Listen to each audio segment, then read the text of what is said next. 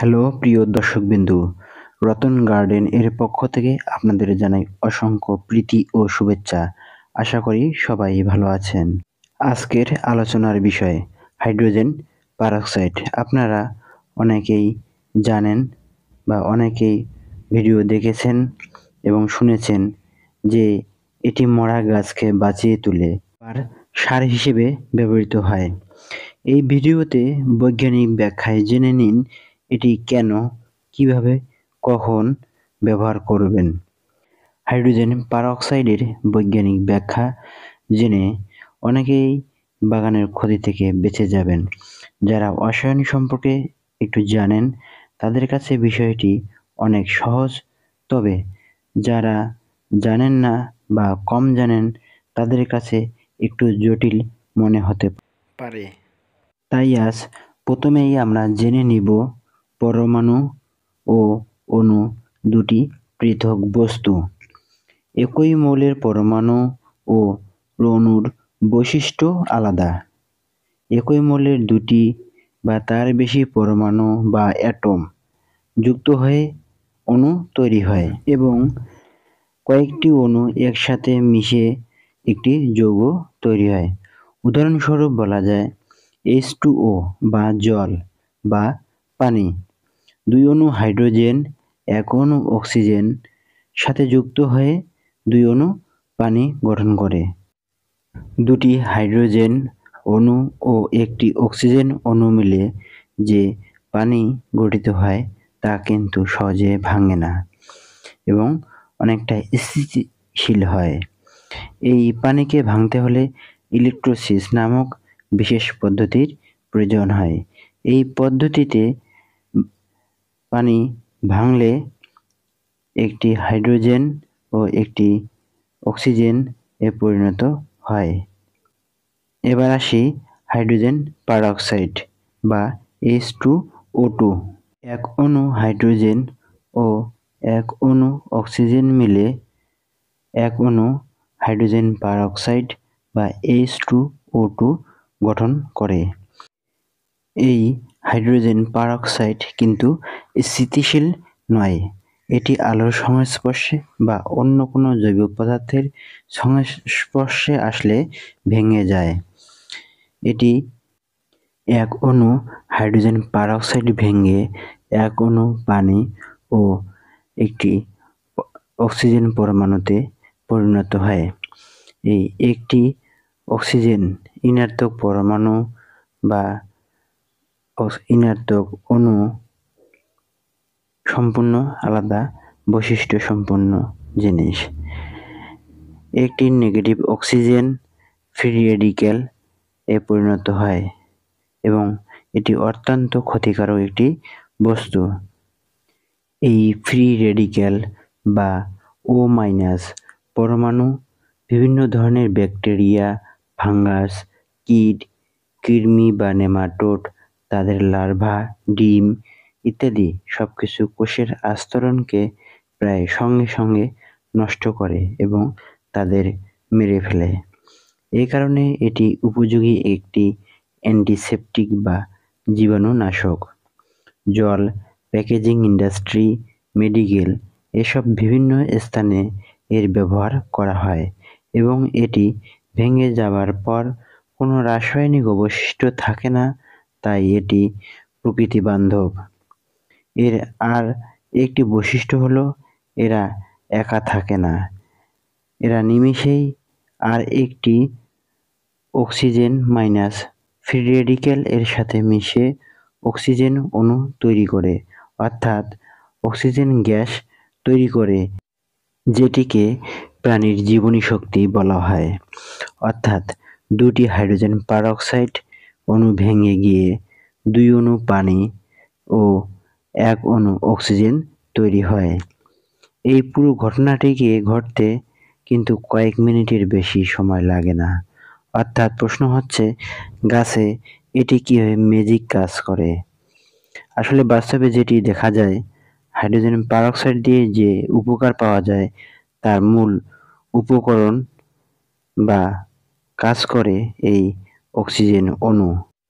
এখানে আসলেই যে কাজটি ঘটে তা হলো দুটি অক্সিজেন ঋণাত্মক পরমাণু মিশে যে অক্সিজেন অণু গঠিত হয়, এটি সঙ্গে সঙ্গে আবহাওয়ার সাথে মিশে যায়, আর যেটি পড়ে থাকে তা হলো পানি বা জল। এই বৈজ্ঞানিক ব্যাখ্যাটাই জানার পর আপনারা হাইড্রোজেন পারঅক্সাইড কিভাবে কোথায় ব্যবহার করবেন, কি পরিমাণ ব্যবহার হবে এবং কি উপকারে আসবে। এবার আমরা কোথায় পাবো সেটি জানব। এটি বাগানে কখন কি মাত্রায় ব্যবহার করব এবং এর ব্যবহারে আমরা কি পরিমাণ উপকার ও অপকার বা ক্ষতি হবে তা জানব। প্রথম কথা হলো এটি আমরা কোথায় পাবো। এটি এতটাই পপুলার যে কোনো নার্সারিতে খুব সহজেই আপনারা সংগ্রহ করতে পারেন, অথবা আপনাদের নিকটস্থ ওষুধের দোকানেই এটি পাবেন। দাম খুবই সামান্য। সাধারণত এটি 3% বা 6% পাওয়া যায়। আপনারা যেটি পাবেন সেটি ব্যবহার করা যাবে। ডোজে একটু পরিবর্তন হবে, তবে কাজ একই করবে। প্রথমত ব্যবহার এটি বীজ শোধনে। এর জন্য 3% হাইড্রোজেন পারঅক্সাইড 1 চামচ 1 কাপ পানিতে মিশিয়ে বীজ শোধন করতে পারেন। আমরা যখন বীজ শোধন করি তখন এটি বীজের উপরে থাকা ব্যাকটেরিয়া, ফাঙ্গাস এবং ক্ষতিকারক ছত্রাক ধ্বংস করে। বীজের আস্তরণের উপরে থাকা এই ফ্রি রেডিক্যাল অক্সিজেন নরম করে দেয় এবং এর ফলে বীজের অঙ্কুরোদ্গম হার অনেক বেড়ে যায়।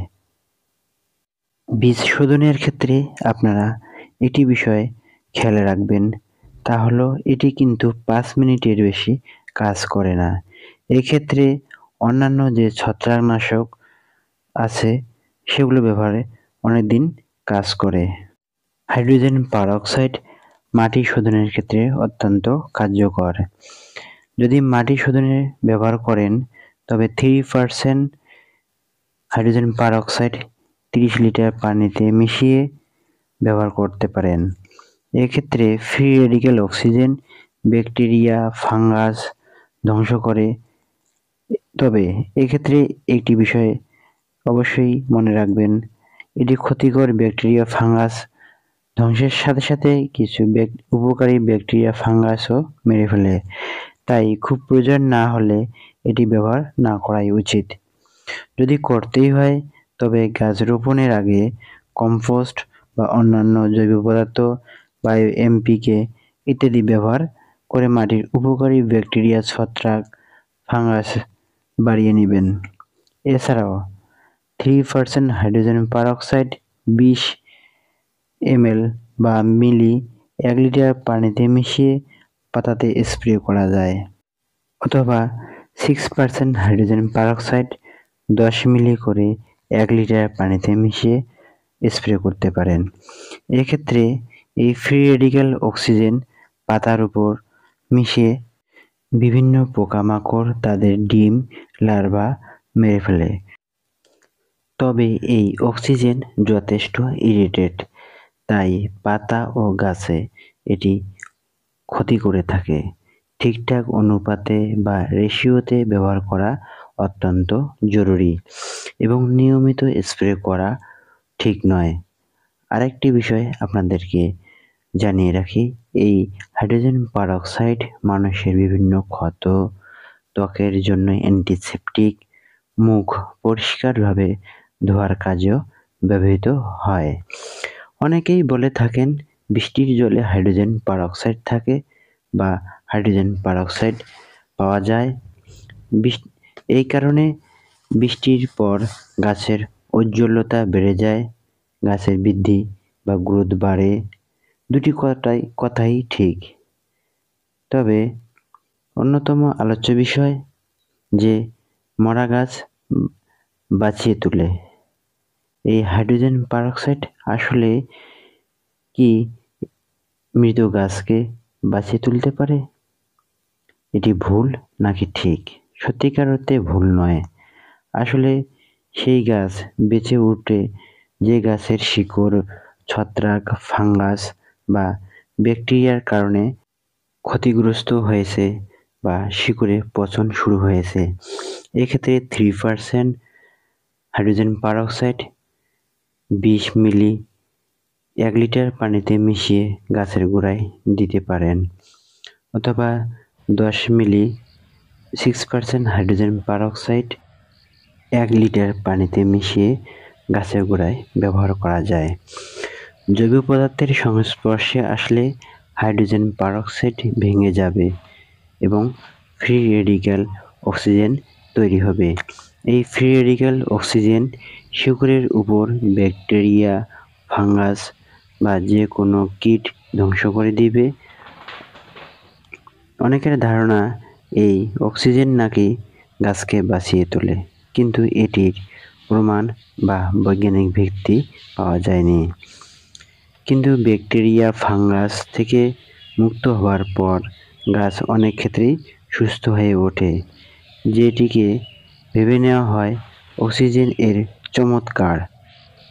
মাটি শোধনের মতো এক্ষেত্রেও উপকারী ব্যাকটেরিয়া, ছত্রাকের ব্যবস্থা করতে হবে, কারণ এতেও কিন্তু উপকারী ব্যাকটেরিয়া, ছত্রাক ধ্বংস হয় বা মারা যায়।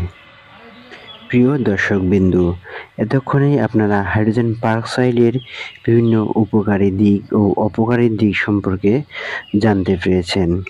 এখন সঠিক মাত্রায় আপনাদের বাগানে এটি ব্যবহারের ফলে আপনাদের বাগান থেকে বিভিন্ন ক্ষতিকর ব্যাকটেরিয়া, ছত্রাক এর আক্রমণ থেকে গাছকে রক্ষা করতে পারবেন। বুঝতে পারছেন কখন কীভাবে এই হাইড্রোজেন পারঅক্সাইড ব্যবহার করবেন। ভিডিওটি ভালো লাগলে অবশ্যই লাইক, কমেন্ট, শেয়ার করে দিবেন। চ্যানেলে নতুন হলে সাবস্ক্রাইব করবেন।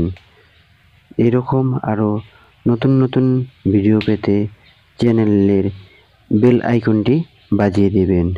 অসংখ্য ধন্যবাদ। Plant tree, care tree, save environment.